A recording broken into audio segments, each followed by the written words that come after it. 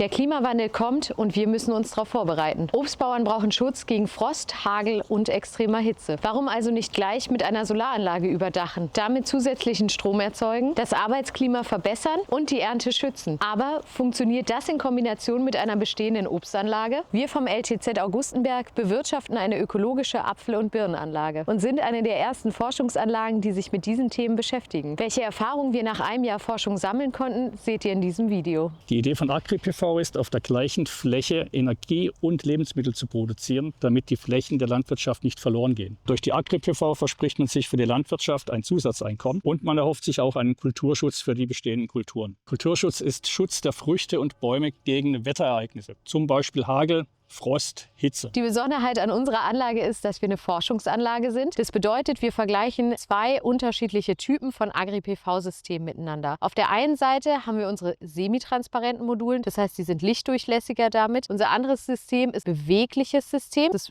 bewegt sich dem Stand der Sonne nach. Unsere dritte Variante ist dann unsere sogenannte Kontrollvariante. Das heißt, da haben wir gar keine Solarmodule überbaut, um einfach die drei Varianten miteinander vergleichen zu können. Das Ziel unserer Anlage ist es, neue Sorten zu testen für den ökologischen Anbau bei Apfel und auch bei der Birne. Wir wollen sehen, ob die unter Modulen gedeihen. Und wir schauen uns an, wenn es Probleme gibt oder Schwierigkeiten, wie wir das System anpassen oder was wir generell daran verbessern können. Durch den Klimawandel kommt es immer mehr zu Wetterereignissen, die schädigend sind für den Obstanbau. Deshalb werden viele Obstanlagen mit Hagelschutzanlagen ausgestattet. Das sind Netze über den Bäumen. Und deshalb ist es naheliegend, Photovoltaikmodule noch auf die Anlagen zu bauen. Im ersten Jahr haben wir herausgefunden, dass es unter den Modulen im Frühjahr etwas wärmer ist und wir dadurch einen Frostschutz haben für die Bäume. Unsere Anlage steht an einem der heißesten Orte in Deutschland. Da konnten wir sehen, dass unter der Photovoltaikanlage die Früchte geschützt sind und nicht wie draußen Sonnenbrand bekommen. Was wir auch noch positiv herausgefunden haben, ist, dass der Baumbestand unter den Modulen trockener ist.